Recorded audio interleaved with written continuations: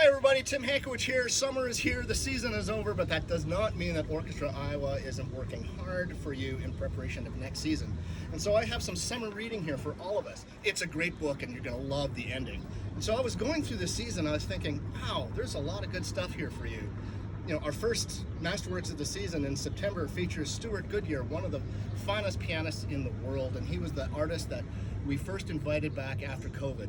And he's going to be performing Gershwin's Rhapsody in Blue. Now, for those of you who don't know, Rhapsody in Blue is turning 100 years this year. And so we're going to do our own special celebration of the music of Gershwin. So not only are we performing that, but we're also joined on stage with William Mennefield and Damani Phillips, who are going to do a modern take on I Got Rhythm. Well, why I Got Rhythm?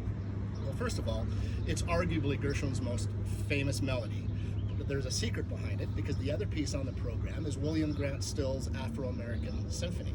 Now, if you were to go in a time capsule back into the 1920s at a cocktail party, the I Got Rhythm riff was actually the calling card of William Grant Still, not George Gershwin, but George Gershwin had the smarts to actually market it and put it in his musicals. So, when you hear the Afro-American Symphony, when you get to the third movement, guess what you're going to hear? Yep, you're going to hear I Got Rhythm.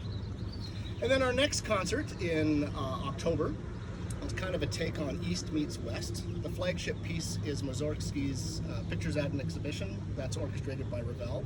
For those of you who don't know this piece, it will part your hair. I mean, it's like one of the top 5 pieces in the repertoire. You're absolutely going to love it. But as we look east, there are 2 other pieces. Bartok's Miraculous Mandarin, which is based on his ballet, which is about an Asian man who has more lives than your cat. And then, of course, my favorite piece on this program is going to feature one of my favorite people, Philip Bergman, who will be performing the Crouching Tiger Concerto for cello and orchestra. And this was extracted from the film Crouching Tiger, Hidden Dragon, and it is absolutely spectacular. You're going to come for Pictures at an Exhibition, but you're going to go away thinking about this concerto. Oh yeah. And then there's Masterworks 3.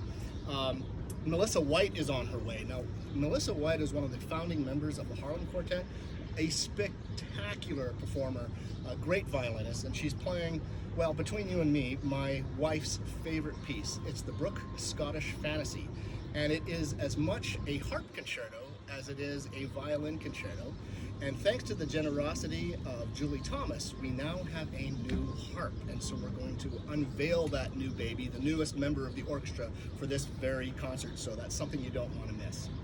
And then in March, we're doing the Brahms 4th Symphony. Now, people think that I do a lot of Tchaikovsky, which is true, but I'm secretly at heart a Brahms fan.